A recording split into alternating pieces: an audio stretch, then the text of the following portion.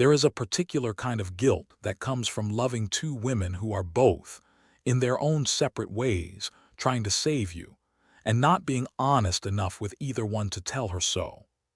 I want to start this story with that admission, because everything that came after it only makes sense if you understand the specific dishonesty I was already living in before any of this began. My name is Nathan Corrigan. I'm 59 years old. I've spent the last 22 years as a claims adjuster for a regional insurance company in Cincinnati, Ohio, and for the past year and a half, I had been having an affair with a woman named Renata Voss, a medical records archivist at Good Samaritan Hospital, while my wife of 31 years, Carol, believed I was working late on a backlog of file audits that had, at various points, been entirely real, and at other points, entirely fictional. I am not proud of any of this. I want to be honest about it upfront because the story I'm about to tell you only works if you understand that I was already a man keeping secrets, already a man who had gotten comfortable with the specific architecture of a double life, when the biggest secret of all turned out to be one I hadn't built myself and had no idea existed. Renata and I had met at a hospital charity gala 18 months earlier, a fundraiser my company sponsored a table at every year, the kind of event I usually endured rather than enjoyed. She'd been seated across from me, funny in a dry, understated way that caught me off guard, and we'd talked for most of the evening about nothing important. A documentary she'd watched, a difficult coworker, the specific absurdity of hospital gala catering, and I told myself, driving home that night, that it had been a pleasant conversation and nothing more. It became more over the following months, gradually, in the specific way these things become more. A coffee that turned into two, a work question that turned into a phone call that ran long, until neither of us could pretend by the 6-month mark that what we had was anything other than what it obviously was. I want to be honest that I loved Carol, and still did, throughout all of it, in a way that made the affair harder to justify rather than easier, because I had no genuine grievance against my marriage to point to, no neat narrative about a wife who'd stopped seeing me or a marriage that had gone cold. Carol and I had simply settled over 3 decades into a specific, comfortable distance that I had never found the courage to address directly, and Renata had walked into the space that distance created with a kind of attentiveness I had forgotten I missed. None of that excuses what I did. I am telling you this only because I need you to understand exactly who I was, exactly how much I was already lying to the people who loved me, when Renata told me something that made every other lie I was managing feel, almost overnight, unbearably small by comparison. My mother, Eleanor Corrigan, was 84 years old, lived alone in the house on Beech Grove Lane where I'd grown up, and was, by every account anyone in our extended family or our church congregation would have given you, a remarkable woman. She'd worked 31 years as a home hospice and private duty nurse, the kind who sat with dying people through their final weeks so their families didn't have to do it alone, the kind who got thank you cards for a decade after a patient passed, because the family never forgot the specific gentleness she'd brought into the hardest weeks of their lives. She'd raised me and my 2 sisters alone after our father left when I was 9, worked double shifts to keep us in the same school district, never remarried, never complained, and had become, by the time she retired at 68, something close to a local legend in our part of Hamilton County. The nurse who'd sat with half the dying people in 3 surrounding neighborhoods, the woman half the town called Nurse Ellie even 20 years after she'd stopped working. I grew up watching my mother practice a specific, exhausting kind of devotion that I didn't have a name for as a child, and only came to appreciate fully as an adult, once I understood how rare it actually was. She would come home from a 12-hour shift sitting with a dying stranger, sometimes at 3 or 4 in the morning after a patient had finally passed, and she'd stayed to comfort the family, and still be at our kitchen table by 7 making breakfast, still show up to my little league games, still sit through my sister's piano recitals with the specific alert attention of a woman who had trained herself over years of grueling shift work, never to let her own exhaustion show where her children could see it. I remember distinctly being maybe 11 years old and asking her how she did it, how she spent her days surrounded by death and still came home able to be present for us. And she told me, with the calm, measured tone she used for anything she considered important, "Somebody has to sit with people when they're scared, Nathan. You learn to carry it. You don't get to put it down, but you learn to carry it in a way that doesn't crush the rest of your life." I believed that sentence for 48 years. I believed it the way you believe the foundational sentences your parents give you as a child, the ones that get built over with so much subsequent life that you stop examining them at all. They simply become part of the architecture of who you understand your family to be. My mother was the woman who could sit with the dying without falling apart. That was, as far as I knew, the whole and complete truth of her, right up until the Thursday evening in October that made it considerably more complicated. I tell you all of this because I need you to understand the specific, total impossibility of what Renata told me on a Thursday evening in October, sitting across from me in a booth at a diner off Reading Road we'd taken to using, because it was far enough from both our normal lives that nobody we knew ever showed up there. "I need to ask you something," Renata said, and her voice had a carefulness in it I hadn't heard from her before, not in 18 months of stolen evenings and a relationship built, whatever its flaws, on a kind of honesty we'd both convinced ourselves was real precisely because we didn't have to be honest about the biggest thing.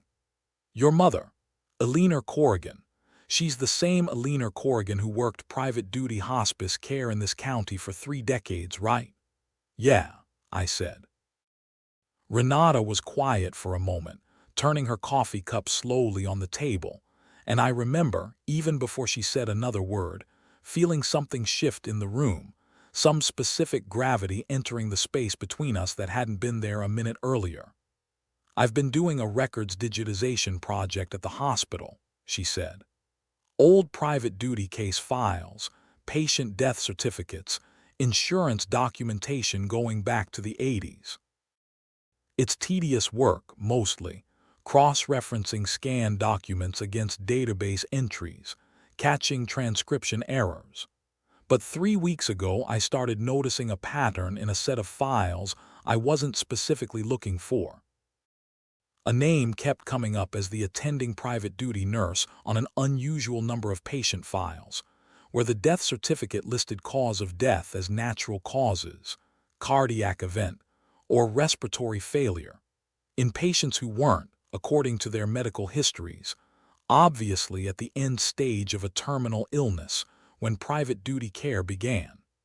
Patients who were expected, by their own doctor's notes, to have considerably more time than they ended up having. If you've been enjoying stories like this, hit that subscribe button. It genuinely helps the channel, and we've got a lot more coming in this one. Now let's get back to it. "I told myself it was probably nothing," Renata continued. "Statistical noise. Hospice nurses see a lot of death. That's the job, and natural variation in prognosis timelines happens constantly. Doctors are wrong about timelines all the time. But the pattern kept showing up, Nathan. Over and over, across nearly 3 decades of records. And I want to be very careful about how I say this next part, because I know what it's going to sound like, and I know whose name we're talking about. The nurse listed on file after file, going back to 1987 and continuing through at least 2014, was your mother. I want to describe what that sentence did to me, sitting in that diner booth, but I'm not sure there's an accurate way to convey it beyond saying that my mind simply refused for the first several seconds to process the words as connected to each other in any meaningful way. Alina Corrigan, serial pattern, death certificates, 3 decades. Each word individually made sense. Strung together, applied to my mother, they produced something closer to static than to comprehension. "That's insane," I said, and I heard my own voice come out sharper than I meant it to, defensive in a way that surprised me even as I said it. "You're talking about my mother. She's 84 years old. She spent her whole life taking care of dying people because she genuinely loved doing it. Do you have any idea how many families have thanked her over the years? How many funerals I've gone to where people pulled me aside just to tell me what she meant to them in the worst weeks of their lives?" "I know," Renata said, and there was no defensiveness in her voice at all, just a kind of careful, steady patience that I recognized, even in the middle of my own anger, as the same quality that had made me trust her in the first place. "I know exactly how that sounds, and I want to be clear that I'm not accusing your mother of anything. I'm telling you what a record's pattern shows, and I'm telling you because I think, whatever it turns out to mean, you deserve to know it exists before somebody else finds it and you're blindsided in a much worse way than a conversation in a diner booth. I've been sitting on this for 3 weeks, Nathan, trying to decide whether to tell you at all, because I know exactly what it could do to us, to your family, to everything. I decided you deserve to know." I didn't sleep that night, or the 2 nights after it, lying next to Carol in the bed we'd shared for 3 decades, running through a version of my own childhood I had never once had reason to look at with any suspicion, searching it now, against my will, for anything that might connect to what Renata had described. I thought about the patients my mother had cared for over the years, names I'd half heard at dinner tables as a kid: Mrs. Halloran, Mr. Petrosian, the Whitfield family's grandfather, people who had existed at the edges of my childhood as background details of my mother's demanding job and who now sat in my memory like a slowly assembling list I hadn't asked to compile. I called Renata on the second night, unable to hold the question alone any longer. "What do I do with this?" I asked her. "I can't just ask my mother if she's been quietly killing her patients for 30 years. That's not a conversation. That's an accusation that ends every relationship I have with her, whether it's true or not." "I don't think you ask her directly," Renata said. "Not yet. I think, if you actually want to know, you look at the records the way I looked at them, carefully, without assuming an answer either way, and you see whether the pattern holds up to real scrutiny or whether it's the kind of thing that falls apart the moment somebody with real expertise looks at it properly. I know someone who might be able to help with that part if you're willing. A retired detective named Samuel Acaffer. He worked cold cases and suspicious death reviews for the Cincinnati police for almost 20 years before he retired, and he's done independent consulting work on exactly this kind of pattern analysis since then. I trust him. I'd trust him with something this serious. If you're finding this story compelling, don't forget to like and subscribe. It really helps more than you'd think, and we're nowhere near the end of this one. Detective Samuel Acaffer was 66 years old, built like a man who had spent decades walking into rooms other people didn't want him in, with the specific unhurried patience of someone who had learned, over a long career, that rushing toward a conclusion was how good investigators became bad ones. We met him at his home office in Mount Lookout on a Sunday afternoon in late October, Renata and I both, and I want to be honest that some part of me, walking into that meeting, was still hoping he'd look at whatever Renata had gathered and tell us it was nothing, a statistical artifact, the kind of pattern that seems meaningful until someone who actually understands the numbers explains why it isn't. Acaffer's home office was lined with case boxes and framed commendations from a 20-year career, and he listened to Renata's explanation of how she'd found the pattern with the specific, careful attention of a man who had learned, over that career, exactly how often the most important information in a case arrived from someone outside law enforcement entirely. A records clerk, a suspicious neighbor, a family member who couldn't quite let something go. Records digitization projects turn up more than people expect, he told us, before Renata had even finished laying out her findings. I've consulted on 3 cases in the last decade that started exactly this way. Somebody doing tedious, unglamorous archival work notices something nobody was specifically looking for. It's not dramatic, it's just patient. He did not tell us that. Akaffer spent the better part of 3 hours going through the documentation Renata had compiled. Patient names, dates of care, cause of death listings, the length of time between the start of my mother's private duty assignment and each patient's death, cross-referenced against each patient's documented prognosis at the time care began. He was quiet for most of it, making notes in a small spiral notebook, occasionally asking Renata a clarifying question about a specific record. And when he finally sat back and looked at both of us, his expression had the particular gravity of a man delivering news he wished he didn't have to deliver. "I want to be careful with you both," he said, "because pattern analysis in retrospect is a genuinely difficult thing to do responsibly, and I've seen careers and families destroyed by investigators who got ahead of what the evidence actually supported. So I'm going to tell you exactly what I can and can't say from what's in front of me. What I can say is that the pattern is real and it's significant. Across the 27 years covered by these records, from 1987 to 2014, your mother was the private duty or hospice nurse of record for 61 patients whose deaths occurred earlier than their documented prognosis would have predicted, at a rate that is statistically extreme compared to any reasonable baseline for a nurse in her specialty. I've reviewed enough cases like this over my career to know that pattern alone isn't proof of anything criminal. Some nurses in end-of-life care genuinely do see unusual outcomes because of the specific population they work with. But 61 cases, over 27 years at this rate, that's not a pattern I can wave away as coincidence, and I don't think any honest investigator could. "What are you saying she did?" I asked, and my voice came out smaller than I wanted it to. Akaffer chose his next words with visible care.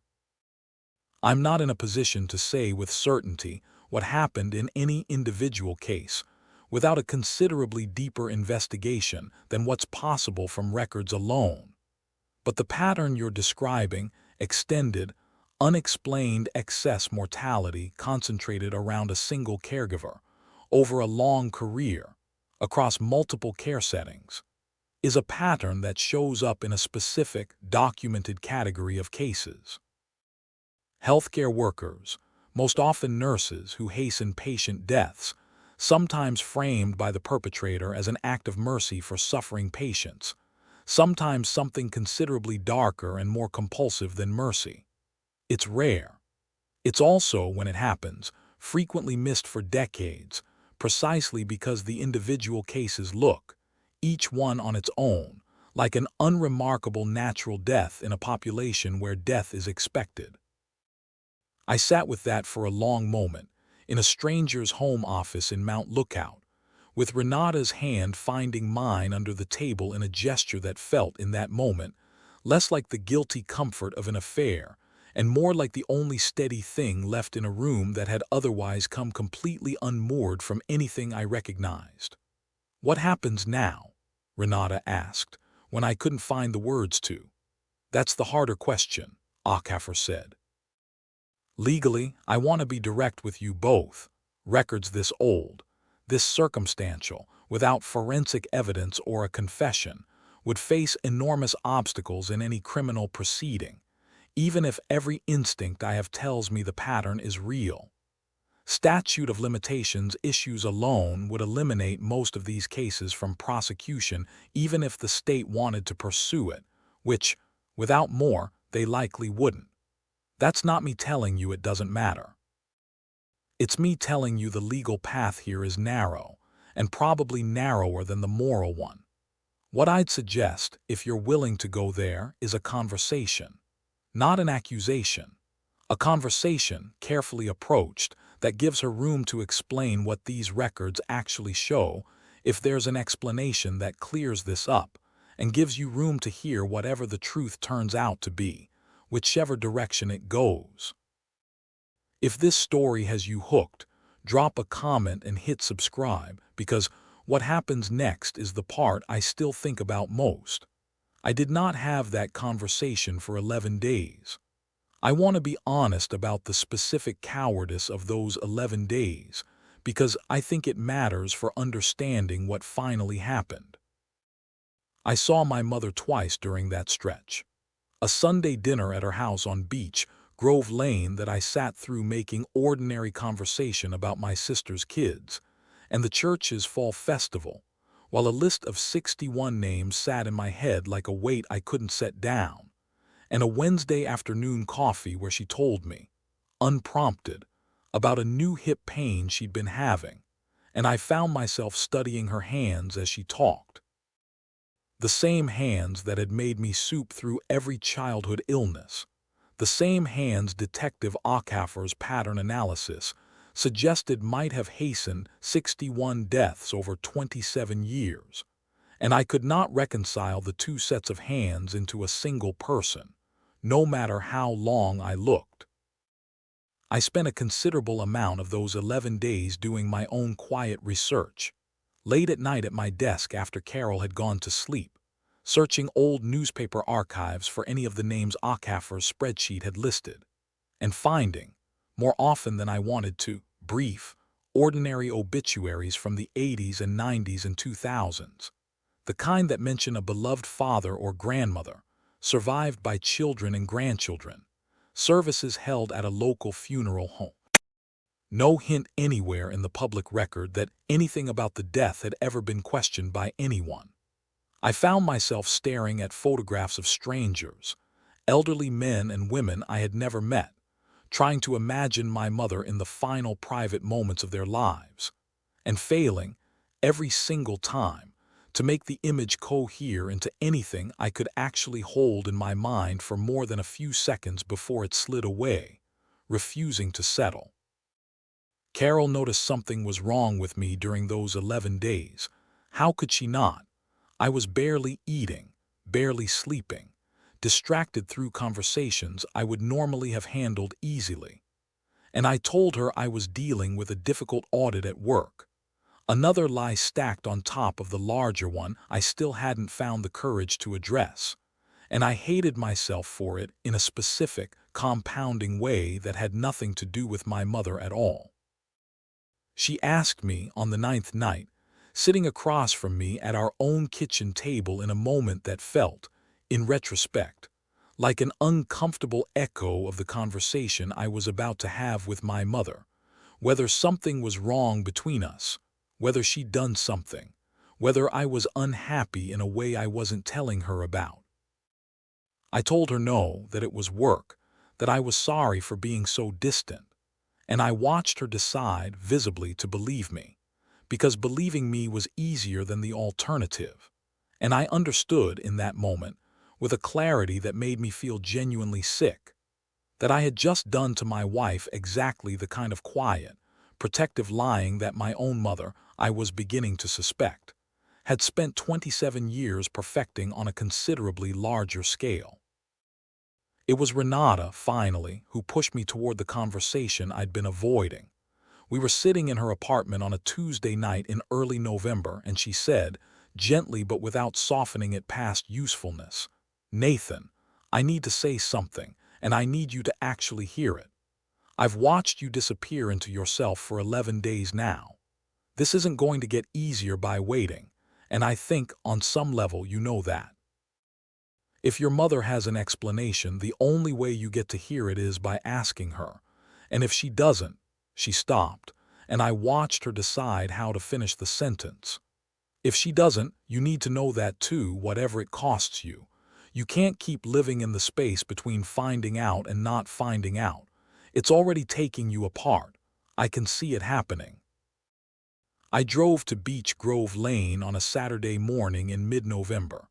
Alone, having told Carol I was helping my mother with a plumbing issue that didn't exist. Another small lie in a season that had become. I was starting to understand with a specific, sick clarity, largely constructed out of them. My mother answered the door in her housecoat, surprised to see me on a Saturday without notice, and something in my face must have told her before I'd said a single word that this wasn't an ordinary visit, because her own expression shifted, subtly but unmistakably, into something more guarded than I had seen from her in my entire adult life. "Mom," I said, standing in the doorway of the house I'd grown up in, "I need to ask you about your patients. The ones from your private.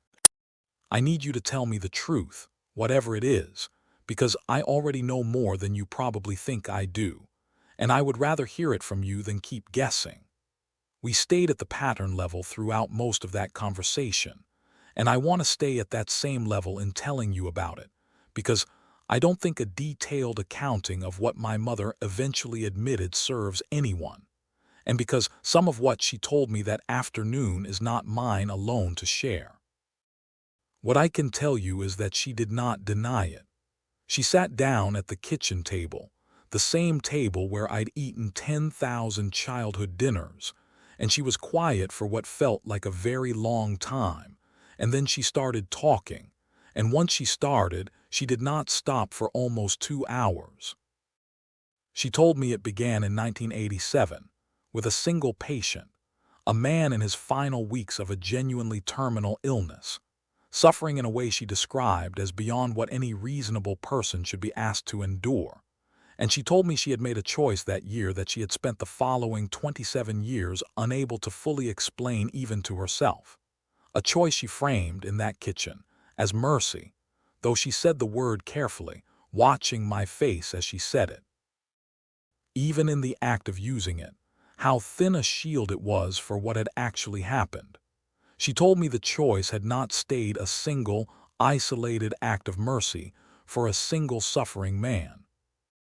She told me something had shifted in her over the years that followed, something she described, haltingly, as a kind of power she had not sought out but had come, eventually, to feel entitled to the specific, terrible authority of deciding, again and again, for patient after patient, that she alone could determine when suffering had gone on long enough. I asked her at one point, sitting across from her in that kitchen, with my hands wrapped around a mug of coffee I hadn't touched, whether every one of the 61 patients had genuinely been suffering the way she described that first man's suffering, whether the mercy framework, however troubling, had at least remained consistent across nearly 3 decades.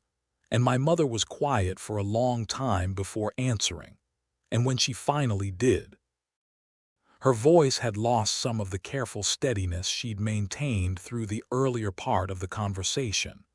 "I told myself it was always the same reason," she said. "For a long time, I believed that was even true. I don't know, Nathan, if I can honestly tell you it stayed true the whole 27 years. There were patients in the later years where I asked myself afterward whether I was still doing what I started out doing in 1987, or whether I had become someone who simply couldn't stop, who had built an identity around being the person who decided, and needed the deciding more than I needed any particular patient's suffering to justify it. I have spent a great deal of time since 2014 sitting with that question, and I don't think I have a comfortable answer for myself." She told me about specific years, in careful, general terms. A stretch in the mid-90s she described as the hardest to look back on. A period after my father left when she said she had thrown herself into her work with an intensity that she now recognized, decades later, as something closer to compulsion than calling, though at the time it had felt, she said, like the only thing keeping her upright while she raised 3 children alone. She told me she had never discussed any of it with another living person until that afternoon, had carried the entire 27 years and the 10 years of silence that followed it in complete isolation, attending every family Christmas, every grandchild's birthday, every ordinary Tuesday dinner at that same kitchen table, with the full weight of what she'd done sitting somewhere behind her eyes the whole time, invisible to every single one of us. If you've made it this far into the story, hit that subscribe button, because it really does help the channel keep going, and we've got a lot more coming in this one.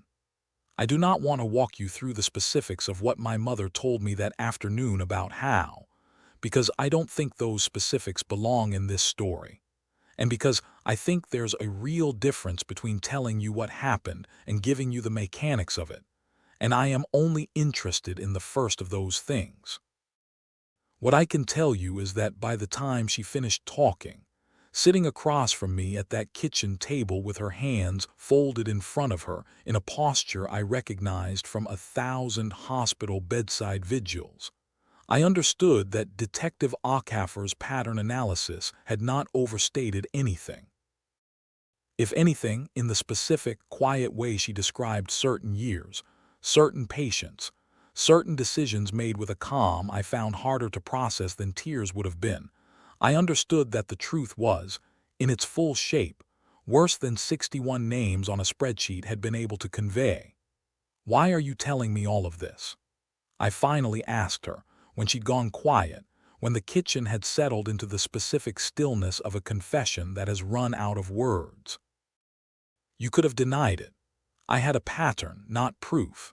You could have told me I was imagining things and I might have believed you, or at least I might have wanted to badly enough to let it go."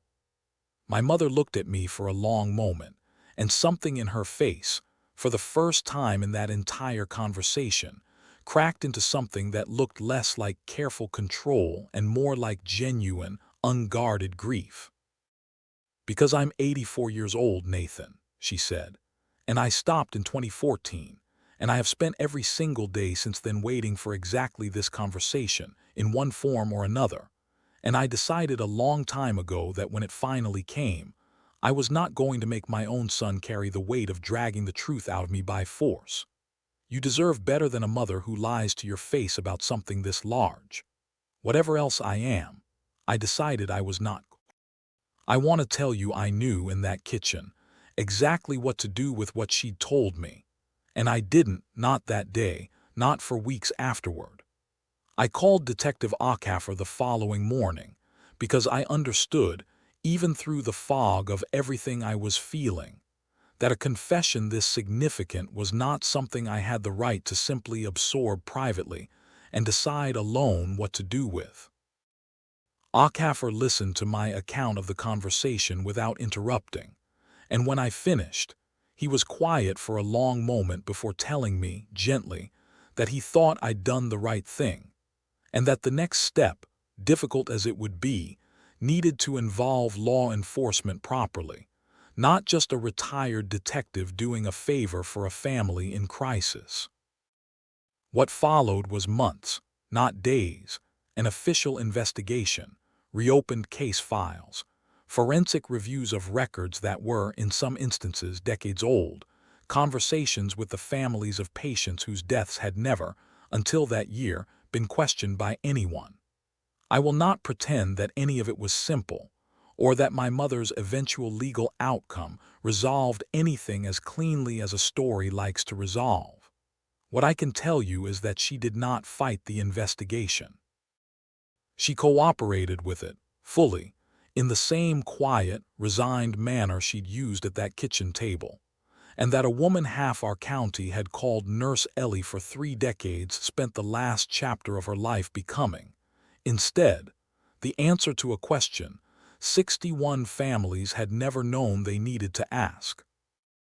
Telling my sisters was, in some ways, harder than the original conversation with my mother had been, because I had to watch 2 other people experience the exact same disorientation I'd lived through alone for 11 days, compressed now into a single afternoon. My older sister, Patricia, did not speak to me for almost 3 weeks after I told her, not out of anger at me specifically, she clarified much later, but because she needed the silence to reconstruct her own childhood memories against this new, impossible information. The same slow, painful process I'd already gone through myself. My younger sister, Diane, reacted differently, with an immediate, fierce need to see our mother in person, to hear it directly, to ask questions I hadn't thought to ask. And I drove her to Beech Grove Lane myself 2 days after I told her, sitting in the car outside while she went in alone, because she'd asked for that, and because I understood by then that everyone in this story needed their own version of the kitchen table conversation, on their own terms, in their own time.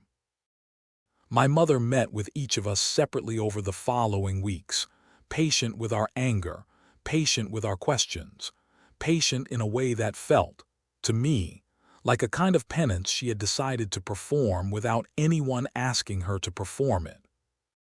She met with Detective Ockhafer's expanding investigative team 4 separate times, always accompanied by a lawyer, always cooperative within the bounds her lawyer would allow, and I sat in the waiting room during 2 of those sessions, watching investigators I'd never met carry case boxes past me that I understood, with a specific cold clarity, contained the medical histories of strangers whose families were, somewhere in the city, having their own version of the conversation I'd already survived.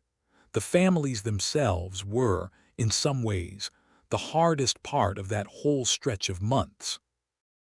Detective Ockhafer's office notified the families of confirmed and suspected victims as the investigation progressed, and I learned, secondhand, through Ockhafer, that reactions ranged from a kind of devastated vindication among families who had always, quietly, privately, wondered whether their loved one's death had come too fast, to genuine disbelief among families who had spent decades thanking my mother, in cards and at funerals and in casual conversations on the street, for the specific gentleness she'd brought into the worst weeks of their lives. Both reactions, I came to understand, were valid responses to the same impossible truth, and I did not feel, watching from the outside, that either group owed the other any particular explanation for how they'd chosen to grieve. I didn't know, sitting in that kitchen on a Saturday morning in November, that my marriage to Carol was not going to survive the year that followed, not primarily because of my mother, though the strain of that revelation touched everything it came near, but because the investigation eventually surfaced things about my own life, about Renata, about a year and a half of Wednesday evening lies, that I no longer had the emotional reserves left to keep hidden. It happened, in the end, almost accidentally. Carol found a receipt from the diner off Reading Road tucked into a jacket pocket during a stretch when I was too exhausted from everything else happening in my life to maintain the careful compartmentalization I'd managed for 18 months. And she asked me, directly, at our own kitchen table, whether there was someone else, and I found, in that moment, that I no longer had it in me to add one more lie to a year that already contained more devastating truths than any family should reasonably have to carry. I told her everything, not just about Renata, about my mother, about the 11 days, about Detective Ockhafer and the 61 names, and the kitchen table conversation on Beech Grove Lane that had, without my fully realizing it at the time, used up whatever capacity I'd had left for hiding difficult things. Carol's response when I finally told her all of it in a single, unbroken hour at our kitchen table was not what I expected. I expected fury, and there was some of that, real and justified. But underneath it, once the initial anger had run its course over the following weeks, I found something closer to a specific, exhausted grief. Grief for the marriage, certainly, but also, unexpectedly, grief on my behalf, for what I'd been carrying alone about my mother during the exact stretch when I should have been able to lean on my own wife, and had instead chosen, out of cowardice and guilt in roughly equal measure, to carry it toward someone else's kitchen table instead. "I could have helped you with your mother," she told me, months later during one of the more difficult conversations of our eventual separation, "if you'd let me. I understand why you couldn't tell me, given everything else. But I want you to know that's its own kind of loss, Nathan, not just the marriage. The version where I got to be the person you turn to for the biggest thing that ever happened to your family, instead of finding out about it secondhand, buried inside a confession about an affair. We divorced the following spring, amicably in the end, in the specific way that becomes possible once both people have stopped trying to assign the entire blame to one side of a story that had by then become too large and too complicated for blame to sit neatly anywhere. Renata and I are still together, a year and a half later, though I want to be honest that our relationship carries its own permanent shadow. The knowledge, unspoken but always present between us, that we built the honest parts of what we have on a foundation neither of us can fully separate from the dishonest ones. We have talked about it more than either of us anticipated needing to, in the months since, trying to work out whether something that began the way we began can eventually become simply itself, unburdened by its own origin story, or whether it will always carry, somewhere underneath the ordinary texture of a Tuesday evening together, the memory of a diner booth off Reading Road and a secret neither of us should have been keeping in the first place. I didn't know, that Saturday morning in my mother's kitchen, how far Detective Acker's investigation was eventually going to reach. It was Acker himself who called me, nearly 4 months into the official process, with a development none of us had anticipated, a set of even older records, digitized only recently as part of a separate hospital archiving initiative that pushed my mother's private duty history back further than the 1987 start date sheet.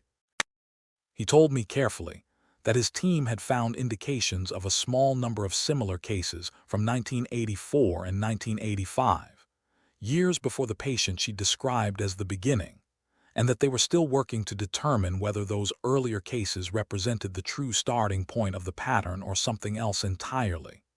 An earlier, distinct period that might complicate, in ways none of us were prepared for, the story my mother had told me as though it. I did not tell my sisters about that call for several weeks, needing time to sit with it myself before I could stand to watch them absorb one more layer of a story we had all believed, by then, had finally stopped growing. I have still not fully processed what it might mean if Acker's team confirms an earlier starting point, whether it changes anything about the 27 years my mother did account for, or whether it simply means the true number, whatever it eventually turns out to be, was always going to be larger than any of us were prepared to hear. But that's a story for next time. The truest thing I can tell you, a year removed from that Saturday morning in my mother's kitchen, is that I still do not know how to hold both versions of her at once. The woman who made me soup through every childhood illness and sat with dying strangers so their families didn't have to carry that weight alone, and the woman who decided, again and again across 27 years, that the authority to end a suffering life belonged to her. I do not think those two women cancel each other out, and I do not think I am required to choose one as the real one and dismiss the other as an aberration. I think, most days, that both were entirely real, occupying the same body, the same gentle hands, for the same 3 decades, and that the specific horror of what I learned that November is not that my mother was secretly a monster wearing a kind woman's face. It's that kindness and horror turned out to be capable of living in the very same person, undivided, for 27 years, without either one ever fully canceling out the other. I visit my mother twice a month now, at the facility where she's been living since her legal situation was finally resolved. And I want to be honest that I still don't fully understand why I keep going, except that some part of me has decided, consciously or not, that the woman who raised me does not stop being my mother simply because I've also learned what else she was. My sisters have made different choices about this. Patricia visits rarely and has told me without apology that she isn't sure she'll ever fully forgive either the specific harm our mother caused or the particular way it upended everything Patricia believed about her own childhood. Diane visits more than I do, weekly at times, and has told me that the visits help her hold onto the parts of our mother she still recognizes, the parts that were, whatever else turned out to be true, also genuinely her. I think we are each finding our own way through something none of us had a map for, and I have stopped expecting our three paths to look the same. Renata asked me once, months into all of this, whether I regretted the diner conversation that started everything, whether some part of me wished she'd never told me what she'd found in those records, wished I could have lived out the rest of my mother's life believing the simpler, kinder version of her that everyone else in our community still believed. I told her no, and I meant it, though I understand why she asked. Whatever this year has cost me, my marriage, a version of my childhood I can never fully get back, the specific, permanent complication of loving a mother I now understand in ways I never wanted to understand her. I don't think ignorance would have been the kinder choice. Not really. 61 families deserve to know what happened to the people they loved. I deserve to know the whole of who my mother was, even the part of her I will spend the rest of my life struggling to reconcile with the woman who taught me, at 11 years old, that you learn to carry hard things without letting them crush the rest of your life. I think about that sentence often now, turning it over, wondering how much of it she believed even as she said it, and how much of it in the end turned out to be true of both of us, in ways neither of us could have predicted that morning at our old kitchen table.